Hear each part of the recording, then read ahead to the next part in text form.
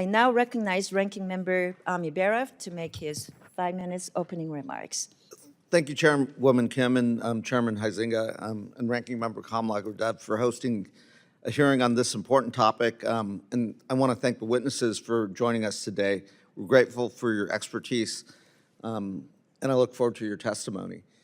I won't reiterate everything that the Chairwoman said, but I agree with everything that you did say in terms of the complexity of this conflict and the ongoing is, there's no easy solution here.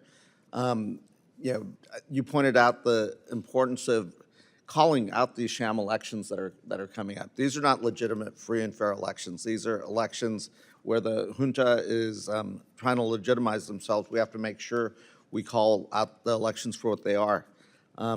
Also, you talked about the scam centers that are preying upon U.S. citizens, but also are funding the military junta. That is a real challenge as well, and it's something that not just the United States, but it is impacting Southeast Asia and other ASEAN nations.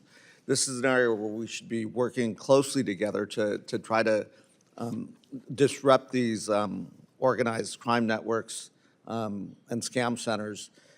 The other thing that I'd like to touch on also is what we see in terms of the PRC supporting some of the junta, providing military aid and others.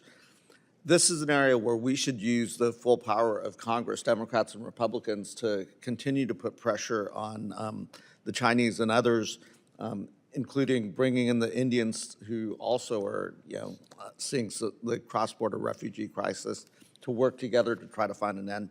And lastly, from the beginning of the conflict in 2021, we've worked closely with the ASEAN nations, the Southeast Asian nations. I recently met with the Indonesian ambassador, welcoming the new ambassador here.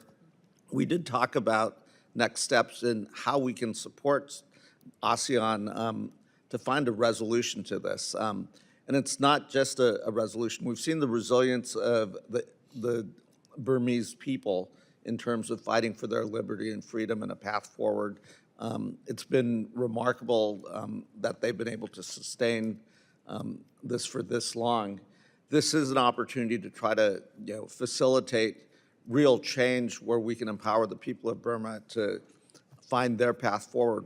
It will not be easy. It will take partnership with the other Southeast Asian nations. It'll take ASEAN leadership, and then the other partner neighboring nations that have a real stake here, Bangladesh, India, and others. So again, thank you for this timely hearing. I think it is important. This is an incredibly complicated and complex challenge, but this is also an opportunity if we work together with like-valued allies, with the ASEAN nations. Hopefully we can effect a more positive outcome down the road and in the future. So thank you, Chairwoman Kim, and I yield back. Recognizes the general